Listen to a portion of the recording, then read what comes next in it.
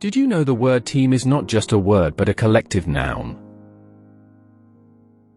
Welcome to another episode of the Remedial English Grammar Series. Today, we're going to make different types of nouns super easy to understand. In the last episode, we learned what nouns are the names of people, places, things, or ideas. Now, let's go a step further and explore the types of nouns you use every day without even realizing it. Let's start with a simple one. Common versus proper nouns. Imagine you're walking into a room and you see a boy reading a book. Now, boy and book are common nouns. Why? Because they're general names for people and things. But what if I say, Rahul is reading Harry Potter? Now we're getting specific. Rahul and Harry Potter are proper nouns. They name a specific person and a specific book. Proper nouns always begin with capital letters. So don't forget to write India with capital I, Monday with capital M. Next up, countable versus uncountable nouns. You walk into your kitchen and you see 3 apples on the table. You can count them, right? 1 apple, 2 apples, 3 apples. These are countable nouns. But now, look at the milk in your glass. Can you say 2 milks? Not quite. That's because milk is uncountable. You can measure it, but you can't count it individually. The examples of countable nouns are books, cars, pencils. And the examples of uncountable nouns are sugar, rice, water, information. Use many with countable nouns and much with uncountable nouns. It is wrong to say, how much apples? The sentence, how many apples? Is grammatically correct. Let's make it a little deeper now. Concrete and abstract nouns. Hold your phone. Do you feel it? Do you see it?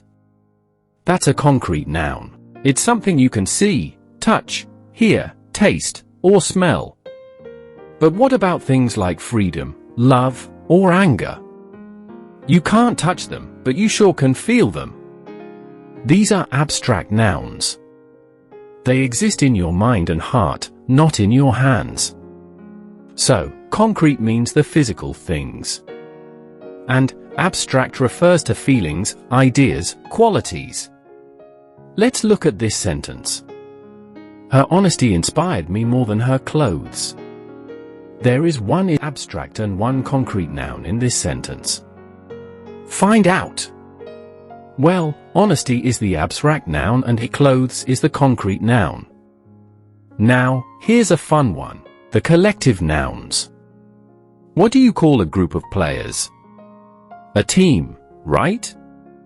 That's a collective noun. It stands for a group of people or things seen as a single unit. Other cool examples are a bunch of grapes, a flock of birds, a class of students, a herd of cows. What's the point here? Think of collective nouns as single words that represent a whole group. One word, but it stands for many individuals acting together. Let's see how well you understood. Tell me in the comments. Is happiness a concrete or abstract noun? What type of noun is Google? Is rice countable or uncountable? Now you know that nouns come in many types. Common, proper, countable, uncountable, concrete, abstract, and collective. The more you understand them, the more confident you'll feel in your English.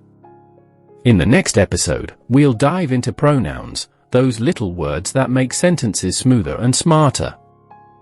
And drop your quiz answers in the comments. Let's see how many you got right.